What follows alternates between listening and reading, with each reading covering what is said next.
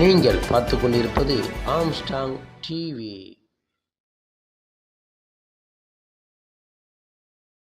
எந்த மக்களுக்காக போராட வேண்டும் என்பதற்காக இந்த உரிமைகளை எல்லாம் நான் பெற்றுத் தந்தேனோ அந்த அவர்களுக்காக இவர்கள் எதை பற்றியும் சிந்திக்கவில்லை என்று வருத்தப்பட்டு கண்ணீர் சிந்திய காலம் தன்னுடைய இறுதி காலத்திலே அவர் அப்படி சிந்தித்தார் என்பது நமக்கு கிடைத்திருக்கிற வரலாறு. ஆனால் ஒருவேளை புரட்சியாளர் அம்பேத்கர் அவர்கள் என்று இருப்பார்.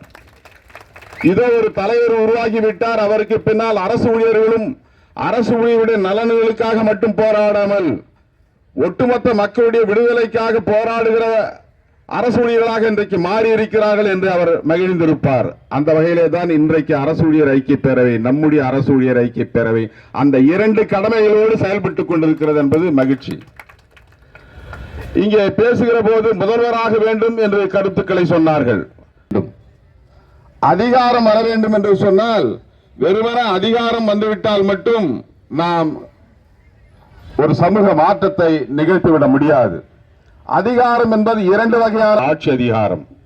இன்றைக்கு பிஜேபி RSS வெற்றிகரமாக அவர்களுடைய செயல் திட்டங்களை நிறைவேற்றி வருவதற்கு என்ன காரணம் என்று சொன்னால், காங்கிரஸ் கட்சியும் ஆட்சியில் இருந்தது, மற்ற கட்சிகளும் ஆட்சியில. பிஜேபி RSS இன்றைக்கு ஆட்சியிலே இருக்கிற போது அவர்கள் நினைக்கிற செயல் திட்டங்களை எல்லாம் நிறைவேற்றுகிறார்கள் என்று சொன்னால் அதற்கு இரண்டு அதிகாரங்களும் அவர்கள் கைகளிலே இருக்கிறது. அரசு அதிகாரமும் அவருடைய கைகளிலே இருக்கிறது, பியூரோக்ரசி என்கிற அந்த அதிகாரமும். இன்னொன்று ரூலிங் கிளாஸ், ஆட்சியிலே இருக்கக்கூடிய அதிகாரம், வாக்குகள் போட்டு தேர்ந்தெடுக்கக்கூடிய ஆட்சியாளர்கள். இந்த இரண்டு அதிகாரம் இருக்கிற காரணத்தினால்தான் பிஜேபி RSS இன்றைக்கு அவர்கள் நினைத்ததெல்லாம் செய்ய முடிகிறது. அது உச்ச நீதிமன்றமாக இருந்தாலும் உயர் நீதிமன்றமாக இருந்தாலும் கேபினெட் செயலாளர்களாக இருந்தாலும் இன்னும் IAS IPS அதிகாரிகளாக இருந்தாலும் அத்தனை இடங்களும் கோர் வச்சுபவர்களாக இன்றைக்கு பிஜேபி RSS சேர்ந்தவர்கள் உருவாகி இருக்கிறார்கள். அதற்கு அவர்களிடத்திலே இன்றைக்கு அரசு அதிகாரம் இருக்கிறது. பணியிலும் வெயிலிலும் வாடுகிற சாமானிய மக்களுக்காக ஆழமாக சிந்தித்தாலும் அவர்களுக்காக என்னால் எதையும் செய்ய முடியவில்லையே என்று வேதனைப்படுகிறேன், வெட்கப்படுகிறேன். என் சேவைகள் எல்லாம் படித்த ஒரு கூட்டத்திற்கே பயனாக அமைந்தது என்று புரட்சியாளர் அம்பேத்கர் அவர்கள் சொல்லி குறிப்பிட்டார். இப்போ நான் சொல்லுகிறேன், புரட்சியாளர் அம்பேத்கர் மறைந்து 60 ஆண்டுகளுக்கு மேல் ஆகிறது. தமிழகத்திலிருந்து ஒரு விடுதலை சூரியன் புறப்பட்டு இந்தியாவே திரும்பி பார்க்கிற அளவுக்கு இன்றைக்கு அரசு ஊழியர்களை அணிதிரட்டி கொண்டிருக்கிறார். அதுதான் எழுச்சி தமிழர். அன்னைக்கு அம்பேத்கர் கண்ட கனவை 60 ஆண்டு காலம் கழித்து தலைவர் எழுச்சி தமிழர் பின்னால் இன்றைக்கு 80 அமைப்புகள் எழுச்சி தமிழருக்கு பின்னால் திரண்டிருக்கிறார்கள். இன்னும் வரக்கூடியவர்கள் வருகிறார்கள். அனைவரும் தலைவர் எழுச்சி தமிழர் பின்னால் திரண்டிருக்கிறோம் என்பதை இந்த நேரத்தில் பதிவு செய்து, மாண்புமிகு முதல்வர் அவர்கள் தலைவருடைய மணி விழாவில் குறிப்பிட்டார். தலைவர் எழுச்சி தலைவர் என்ன சொல்லுகிறாரோ அதை செய்யக்கூடிய அரசுதான் இந்த அரசு, திராவிட மாடல் அரசு என்று சொன்னார். தலைவர் எழுச்சி தமிழர் அவர்கள் குறிப்பிட்ட காரணத்தினால் இருக்கக்கூடிய தலித்துகள் எல்லாம் திராவிட முன்னேற்ற கழகத்துக்கு வாக்களித்தார்கள். அரசு ஊழியர்களும் பொதுமக்களும் காரணமாக இருந்தார் என்பதை மாண்புமிகு முதல்வர் அவர்களே ஒப்புக்கொண்டிருக்கிறார்.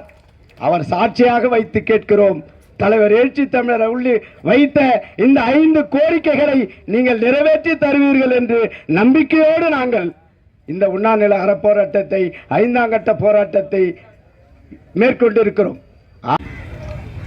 1995 கொண்டு வரப்பட்ட 77வது திருத்த சட்ட மசோதா, அதன் அடிப்படையில் தான் இந்த 16(4)A 16 என்பது ஏற்கனவே இருக்கிறது. அந்த ஆர்டிக்கிள் டிஸ்கிரிமினேஷன் என்பது கூடாது, அதாவது அப்பாயின்மெண்ட், ப்ரமோஷன் போன்றவற்றில் மதத்தின் பெயரால், பாலினத்தின் பெயரால் வேறு காரணங்களால் பாகுபாடு காட்டக்கூடாது, சமத்துவத்தை கடைபிடிக்க வேண்டும். ஆப்பர்ச்சுனிட்டி, அதாவது வாய்ப்பு வழங்கப்படுகிற போது அதிலே சமத்துவம் வழங்கப்பட வேண்டும் என்பதை உறுதிப்படுத்துகிற ஒரு உறுப்பு எண் 16. 1995 இந்த திருத்தம் அரசமைப்பு சட்டத்தில் மேற்கொள்ளப்பட்டது. எதற்காக என்றால், மண்டல் பரிந்துரையின் பக்க விளைவாக இது நிகழ்ந்தது. பிற்படுத்தப்பட்ட, அதாவது இதர பிற்படுத்தப்பட்ட மக்களுக்கு இடஒதுக்கீட்டை நடைமுறைப்படுத்துவதற்கான ஒரு பரிந்துரை, அதுவும் நீண்ட காலம் கிடப்பிலே இருந்தது. தொடர் போராட்டங்களின் விளைவாக சமூக நீதி காவலர் விபி சிங் அவர்கள் பிரதமராக இருந்த காலத்தில் மறைந்த ராம்விலாஸ் பாஸ்வான் அவர்கள் உற்ற துணையாக இருந்த சூழலில் அன்றைக்கு இதர பிற்படுத்தப்பட்டோருக்கு 27 விழுக்காடு இடஒதுக்கீட்டை வேலைவாய்ப்பிலே நடைமுறைப்படுத்துவது என்கிற ஒரு அறிவிப்பு வெளியானது. அதனால் விபி சிங் ஆட்சியையே இழக்க நேர்ந்தது.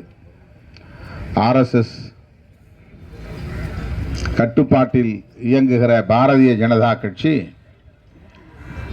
அன்றைக்கு விபி சிங் அவர்களுக்கு வழங்கிய ஆதரவை திரும்ப பெற்றுக்கொண்டது. எதற்கு என்றால், ஓபிசி மக்களுக்கு இடஒதுக்கீட்டை நடைமுறைப்படுத்தியதற்காக ஒரு ஆட்சியையே கவிழ்த்த கும்பல் தான் பிஜேபி. இது தெரியாமல் இன்றைக்கு ஓபிசி தலைவர்கள் எல்லாம் அவருக்கு பின்னால் போய்க் கொண்டிருக்கிறார்கள்.